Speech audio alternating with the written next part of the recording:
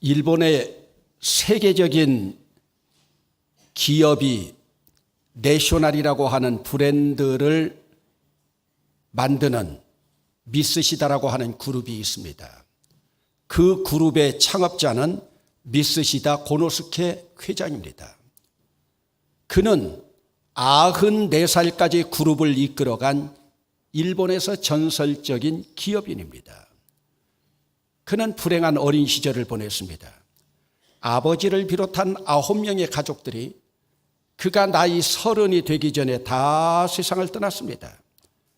자신도 몇 번이나 죽음을 각오하지 않으면 안 될 정도의 병약한 몸이었습니다. 94살의 나이로 기업 총수로 있으면서 그 산하에 570개의 기업 그리고 종업원 13만 명을 거느리고 있었습니다. 그는 아버지의 파산으로 초등학교 4학년을 중퇴하고 자전거 점포의 점원으로 일을 시작한 아픈 과거를 가지고 있습니다. 그러던 그가 그 후에 일본 굴지의 세계 기업의 총수가 되었습니다. 어느 날 한 직원이 회장님께 여쭙습니다. 회장님은 어떻게 해서 이렇게 큰 성공을 하셨습니까? 그때 이 회장은 나에게는 3가지 하늘에서 준 큰 은혜가 있다고 대답했습니다.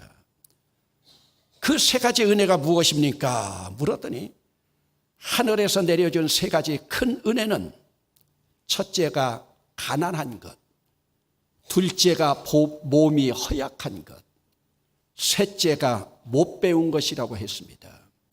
여러분, 어떻게 가난하고 허약하고 못 배운 것이 하늘의 큰 은혜가 될 수 있겠습니까? 이 말을 들은 직원이 깜짝 놀라서 이 세상의 모든 불행을 다 갖고 태어나셨는데 어떻게 그 불행을 하늘의 은혜라고 하실 수 있습니까? 이때 회장의 말입니다. 나는 가난 속에서 태어났기 때문에 부지런히 일하지 않고는 살 수 없다고 하는 진리를 깨달았고 병약하게 태어난 덕분에 건강의 소중함도 깨달아서 몸을 아끼고 건강에 힘써 지금 90이 넘었는데도 겨울에 냉수마찰을 한다네. 그리고 초등학교 4학년밖에 다니지 못했기 때문에 이 세상 모든 사람을 나의 스승으로 받들어 배우는 데 노력해서 그들의 모든 지식과 상식을 얻었다네. 그러면서 그가 덧붙였습니다. 이러한 불행한 환경이 나를 이만큼 성장시켜준 하늘이 준 시련이라 생각하고 항상 감사하며 살아간다네. 여러분, 오늘 우리는 내가 지금까지 겪었던 시련, 불행, 이것을 하늘이 준 은혜라고 여러분 생각하신 적이 있습니까? 아니면 원망하고 탄식하면서 절망한 적이 있습니까? 여러분, 인간의 행복과 불행이라고 하는 판단은 결국 내가 그 현상을 어떻게 해석하느냐에 따라서 행복이 되기도 하고 불행이 되기도 합니다. 여러분, 성서신학은 구약과 신약으로 나누어지는데 성서신학에서도 보면은 해석 방법이 있습니다. 또 성경을 해석하는 방법에 따라서 정통주의 신학, 신정통주의 신학, 자유주의 신학으로 나눌 수가 있습니다. 그러면 성경을 해석하는 방법에는 어떤 방법들이 있는가? 여러 가지 방법이 있습니다. 문자적인 해석, 문법적인 해석, 역사적인 해석, 풍유적인 해석, 비유적인 해석, 영적인 해석, 교훈적인 해석 방법 등 여러 가지가 있습니다. 여러분, 예를 들어서 여러분들이 성경에서 예루살렘이라고 하는 단어를 보고 해석할 때 예루살렘이라고 하는 단어는 문자적으로 해석하면 팔레스틴의 한 도시에 불과하고 문법적으로 해석하면 평화의 도시가 되고 교훈적으로 해석하면 예루살렘이 영혼이 되고 비유적으로 해석하면 예루살렘이 교회나 성전이 되고 영적으로 해석하면 하늘의 도성이 될 수 있고, 푸뉴적으로 해석하면 시온이나 다윗 성이 될 수도 있습니다. 그러게 여러분들이 예루살렘이라는 단어가 등장하는 성경 본문이 나오면 그 문맥에 따라서 해석해야 합니다. 그 문맥과 맞지 않으면 엉뚱한 해석이 될 수밖에 없습니다. 여러분, 오늘 우리 인생도 마찬가지입니다. 내가 지금까지 살아온 내 인생을 어떤 해석 방법에 맞춰 해석하느냐에 따라서 오늘 우리 인생은 행복한 삶이 되기도 하고 불행한 삶이 될 수도 있습니다. 그러면 하나님께서 우리에게 원하시는 내 인생의 해석 방법이 무엇일까요? 여러분, 여기 기막힌 운명의 여인을 소개하려고 합니다. 우리나라에서 잘 나가던 인기 있는 여가수 이야기입니다. 동분서주 자기 일상이 없을 만큼 바쁘게 살았습니다. 자기 표현을 빌면 죽을 시간도 없을 만큼 스케줄이 꽉 짜여 바빴답니다. 낮에는 방송국으로, 밤에는 야간업소로, 주말에는 행사장으로 전국을 누비고 다녔어요. 오죽하면 결혼할 시간도 없어서 솔로로 자기 오빠가 매니저 일을 도와주었습니다. 돈을 얼마나 모은지 모를 지경이었지만 정작 모아둔 돈을 쓸 시간도 없었습니다. 그러던 어느 날 업소에서 일을 마치고 나오다가 쓰러졌습니다. 과로에 탈진된 상황이라 응급실로 실려갔습니다. 링거만 맞고 나올 줄 알았는데 의사의 말이 정밀검사를 해야 되겠답니다. 빡빡한 스케줄 다 취소하고 정밀검사 받았습니다. 조직검사도 했습니다. 6개월 전에 건강검진 받을 때 이상이 없었는데 무슨 조직검사까지 받아야 하는가 의아했습니다. 조직검사 결과가 나왔습니다. 검사 결과는 위암 말기 증상으로 암이 온몸에 전이되었기 때문에 지금 당장 수술해도 성공할 가능성은 희박하고 수술로 복귀를 한다 해도 전이된 상태가 심각하면 그대로 덮을 수밖에 없다고 의사가 진단했습니다. 얼마나 여러분 청천벽력이겠습니까? 이 여가수는 유서까지 다 작성하고 수술실에 들어갔습니다. 개복을 했습니다. 곧바로 개복된 복부를 다시 덮었습니다. 가족들은 수술이 너무 일찍 끝나서 얼마나 놀라고 황당했겠습니까? 6개월 이후에 스케줄까지 다 포기하고 영화 촬영까지 다 포기했는데 물질적인 손해는 말도 못하는 것이었습니다. 그런데 여러분 어찌 됐는지 압니까? 이 여가수의 말로는 의사의 오진이었답니다. 암이 전이된 것도 없고 암 인자가 하나도 없었답니다. 얼마나 놀랐겠어요? 얼마나 황당했겠어요? 얼마나 기가 막혔겠습니까? 여러분, 물질적 손해는 말도 하지 못하고 망가진 몸 어찌합니까? 여러분, 이런 상황에서 여러분이라면 어떻게 하겠습니까? 그런데 이 여가수는 사회자 앞에서 담담하게 말했습니다. 자기는 이런 시련을 통해서 인생의 터닝 포인트를 준 하나님께 감사하기에 의사에게 원망하지도 않고 하나도 문제 삼지 않기로 했답니다. 여러분, 아마 공영방송이기 때문에 신앙적인 표현은 자제되었는지 모르지만 자기는 자기 인생에서 이런 기회가 아니었으면 자기 인생도 살아가지 못하고 쓰지 못할 물질만 보고 달려가는 하이에나처럼 세상적인 것만 바라보고 달려갔을 거랍니다. 여러분, 억울하고 황당한 상황을 겪으면서도 이렇게 인생을 해석하고 그 억울한 상황을 인생의 터닝 포인트로 삼아 인생을 크게 유턴해서 행복한 삶을 살아가는 사람들이 있습니다. 여러분, 오늘 성경 본문의 그림에는 날 때부터 맹인된 사람이 등장합니다. 예수님의 제자들이 주님과 함께 길을 가다가 궁금증이 생겨서 묻습니다. 불쌍한 맹인을 만난 그 상황에서 예수님, 저 맹인이 날 때부터 맹인이 된 것이 저 사람의 죄 때문입니까? 저 사람 부모의 죄 때문입니까? 사실 유대인들의 관습 속에서는 사람의 질병이나 재난이 당사자의 죄나 아니면 부모의 죄 때문이라고 하는 그런 풍조였습니다. 예수님의 제자들도 그 풍조를 믿고 있었기에 예수님을 통해서 다시 확신하고 싶었습니다. 여러분, 오늘 여러분들의 생각은 어떻습니까? 성경의 기록에 의하면 인간의 생로병사 사실은 최초의 인류의 시조였던 아담의 범죄와 불순종에서 시작된 것이 맞습니다.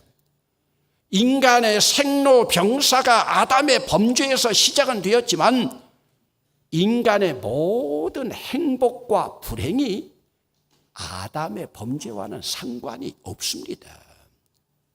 오늘 우리가 우리에게 닥쳐지는 인간의 생로병사를 어떻게 해석하느냐에 따라서 불행한 삶을 살아가는 사람이 있고 행복한 삶을 살아가고 있는 사람이 있습니다. 그래서 어떤 사람은 자기의 해석 방법에 따라서 불행도 행복으로 역전시켜 나갑니다. 여러분, 지금 예수님과 함께 길을 가던 제자들에게도 그들이 만난 불쌍한 이 맹인이 그들은 인간처럼 보이지가 않았습니다. 불쌍해 보이기는 하지만 그들의 마음속에 이런 생각을 했습니다. 부모의 죄가 얼마나 크기에 저 본인의 죄가 얼마나 많으면 태어날 때부터 맹인인가. 여러분, 오늘 우리도 불행을 안고 살아가는 사람을 만날 때 그런 생각할 때가 있지 않았습니까? 전생에 무슨 죄가 많아서 쨉쨉쨉 하면서 안 됐구나. 여러분, 예수님의 제자들이 그런 생각을 했습니다. 오늘 본문 그림 가운데 보면 예수님이 직접 맹인의 눈을 뜨게 하신 사역을 보면 지금 이 맹인은 예수님과 제자들과 가까운 거리에 근접해 있음이 분명합니다.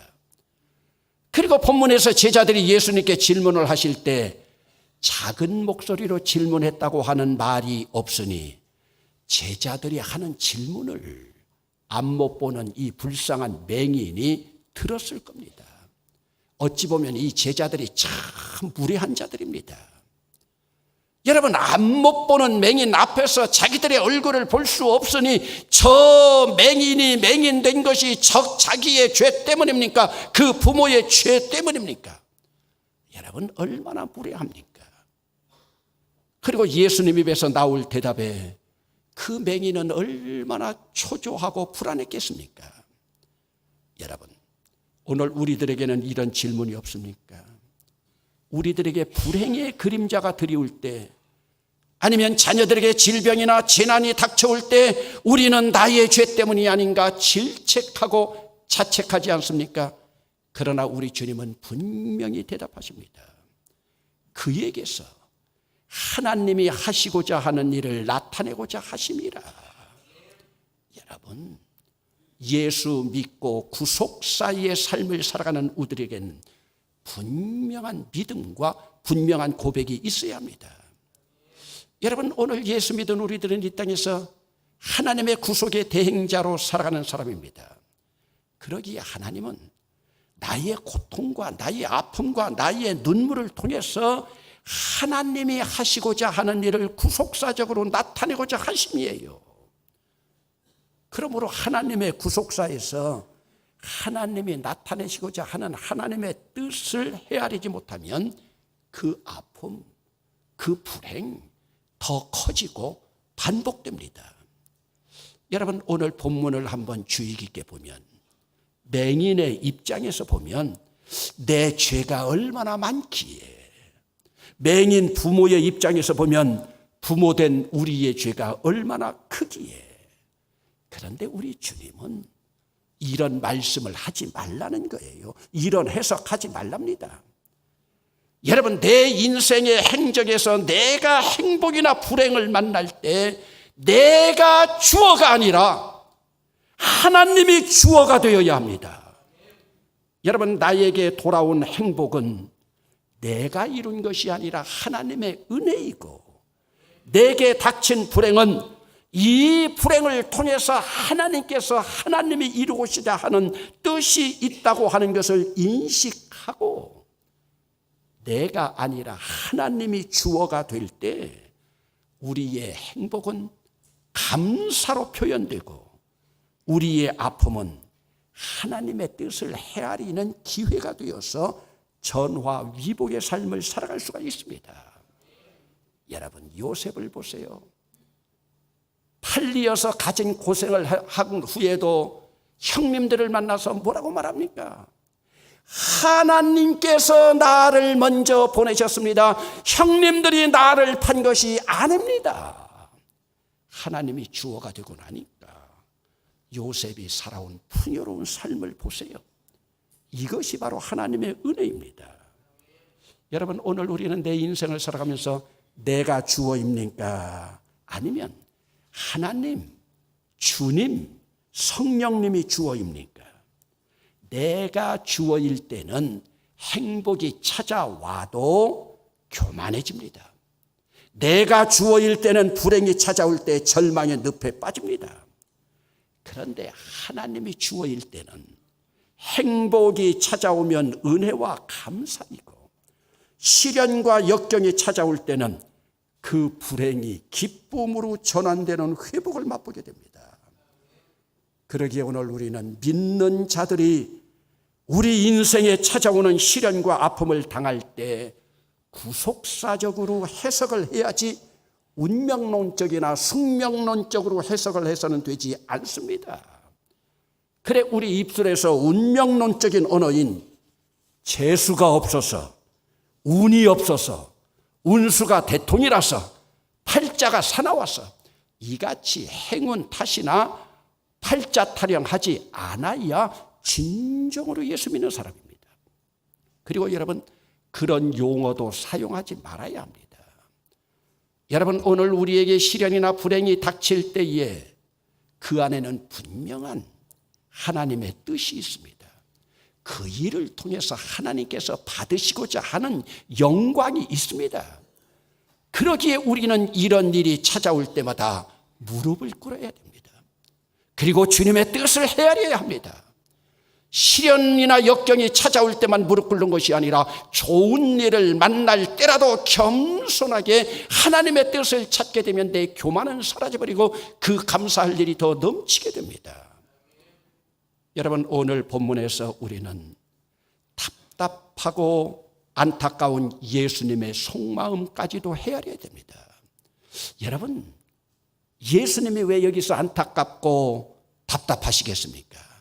여러분, 예수님이 바라보실 때는 지금 저 제자들이 안못 보는 맹인입니다.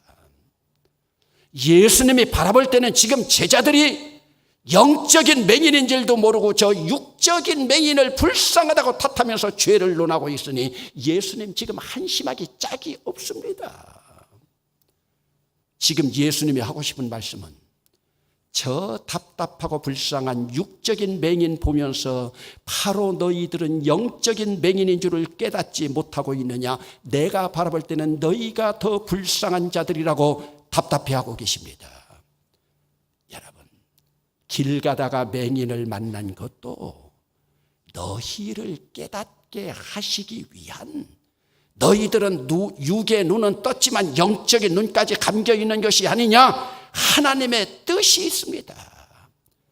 육적인 맹인 너희들 불쌍히 여기지 말고 영적인 맹인인 너희들 스스로 불쌍히 여겨서 너희 죄가 없는지 확인해 보라고 하는 답답한 주님의 말씀이고, 이것은 또 주님의 역설이기도 합니다.